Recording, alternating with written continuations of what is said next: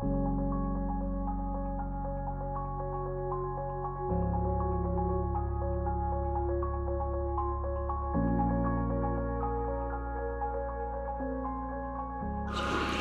has been an incredibly insightful day as we have heard from so many panelists and keynote speakers on the status of mental health in America and what our ideal system could look like.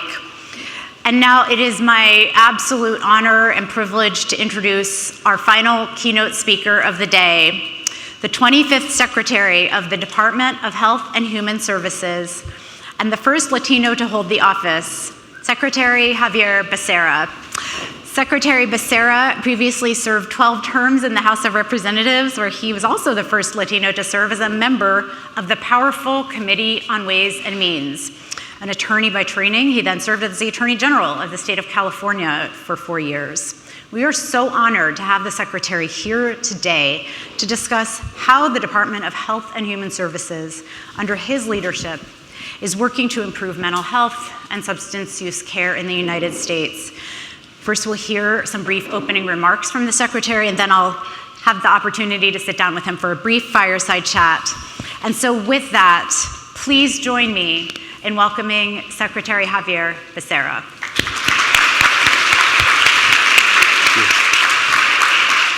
Thank you. Do we take a... Thank you. Thank you. Good afternoon. Good afternoon. Okay, one more time. Good afternoon. Good afternoon. You're almost done. I want to say first thanks to Sarah and to all the team that has made it possible for you to have this great conversation. I'm going to be brief in my opening remarks because I know we're going to have a chance to chat. But I do want to emphasize a couple of things. First, I hope you agree with me that never again will we return to the days where we did not consider mental health care or substance use disorder services when we talked about health care, period. And if there's anything the pandemic has taught us, above and beyond the fact that COVID is really dangerous and deadly, is that there are a whole bunch of Americans who are suffering, sometimes suffering quietly in the shadows, but nonetheless suffering. And so we have to be ready to take on the task of being there for our brothers and sisters. And just to give you a quick example of that, as many of you know, this past weekend, 988 launched, the suicide prevention lifeline that went from 10 digits in a phone number down to 3, 988. And because of the work that our team at HHS has done, it's not just calls, it's now texts and chats as well. The weekend before this past weekend, there were some 17,000 people who called the various lifeline numbers that existed throughout the country. Last weekend, we got the report that there were 28,000 people who called the new 988 talk, text, and chat line. In one weekend, we went up 60%. Wow. There are people out there who want to reach out. There are people who are asking for help. There are people who are hoping we'll be there. And just as 911 is now there if you are in an emergency and you want rescue, we should tell everyone in America, if you are in crisis, there is rescue.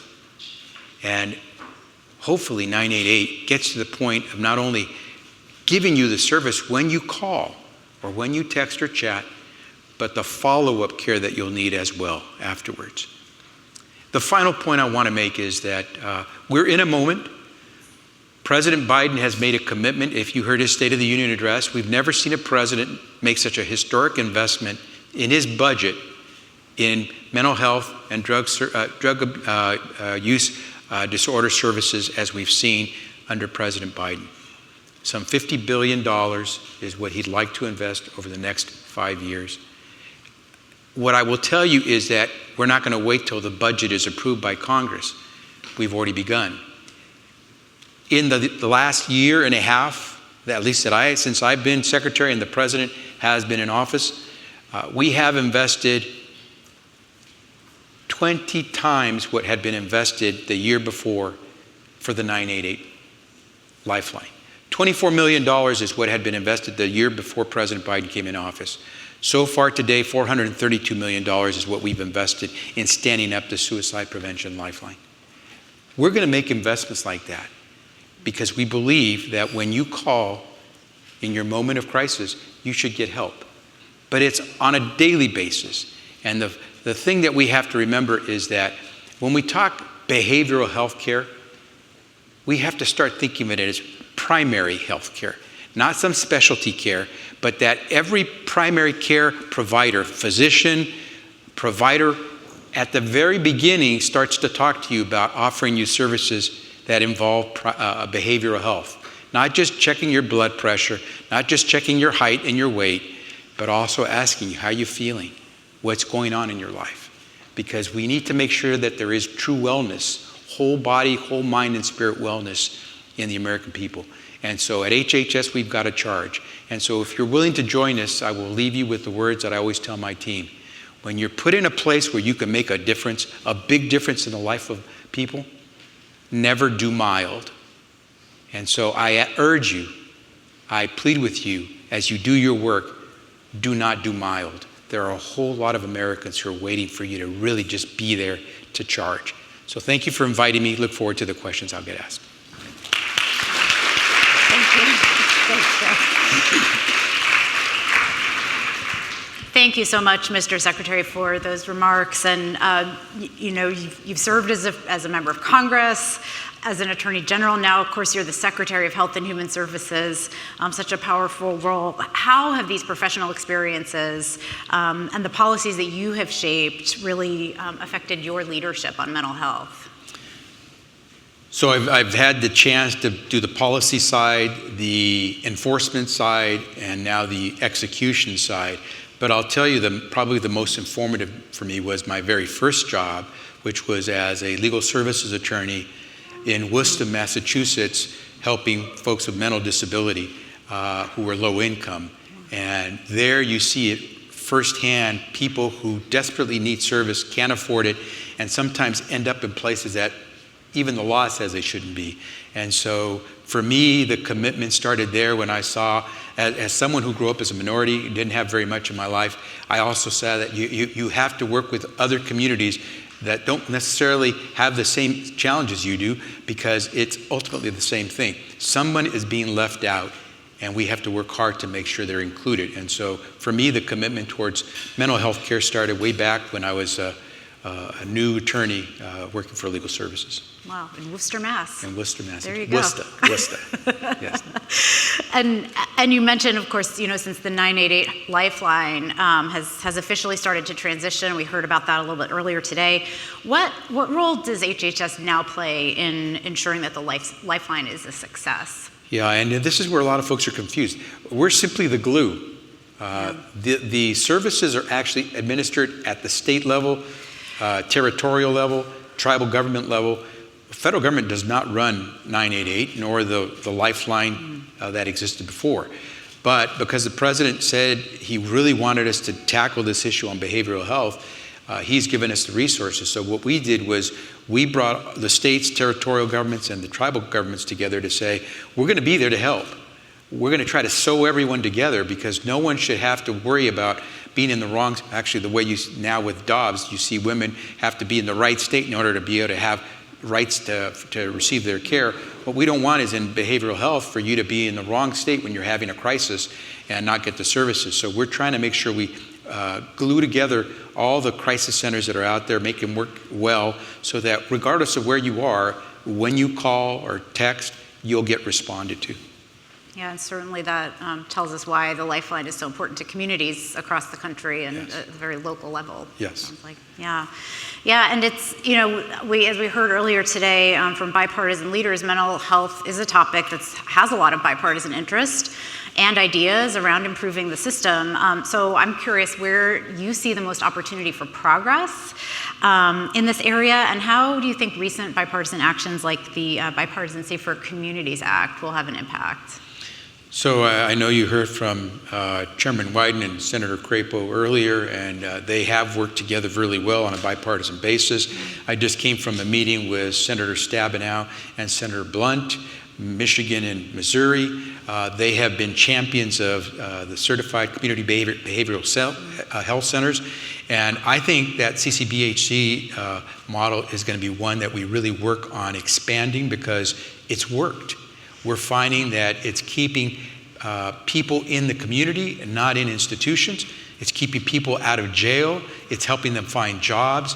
I think CCBHC has really done, in the short time that it's been around, a lot to prove that if we just put a little bit of money, so a few resources, into providing the services in community, a lot of folks will be able to get back to where they want to be. Yeah, thank you. As we certainly heard this morning from some of those very local community providers. And I want to ask you, of course, about youth mental health. And we certainly know and have heard the isolation of the pandemic, technology have had a profound, probably interrelated impact on children and youth mental health. What would you say to a parent or a teenager who's struggling right now about how your administration is really attempting to address these issues? Well, as with 988, we want people to reach out, and sometimes it's more difficult for someone who's an adolescent to feel comfortable reaching out. They don't yet know as much about the world, and they're probably not as prepared to stand up for themselves, so it makes it doubly important. We certainly have to have the professionals where they are, where the kids are, so that means our schools to do a far better job of having psychologists available to them early during the school hours. But what I will tell you is that for young people, and I say this because I just was in Philadelphia for the launch of 988, where I also had time to go visit a children's crisis center. Young people yearn for a chance to just reach out. And I met a young woman, she's a rising sophomore in high school, who lost her brother, her brother was murdered. Her older brother, who was her idol and her role model. She lives in a difficult circumstance. Her mom doesn't have a lot of money. And she had begun to close up because of the killing of her brother back in October of last year. She was willing to come and chat because her mother really encouraged her, and so did her counselors, so she could tell her story. Her grief was from the trauma that she witnessed or she's going through, experiencing. The mental stress that she's going through is something that if we're there, we can probably help her get past that. But if we don't, there are so many young people who, the day before that trauma occurred, were probably like you and me, very, very normal. But Kai had this circumstance occur to her brother. And now she's trying to work through it. And it was actually amazing to watch her in the short hour and a half that we were there, watch her open up. And at the end of the session, one of the things they do at this crisis center is they always ask everyone at the end, tell us a saying or something that you think is appropriate, tell us how you're feeling, and tell us what you're thinking at this moment.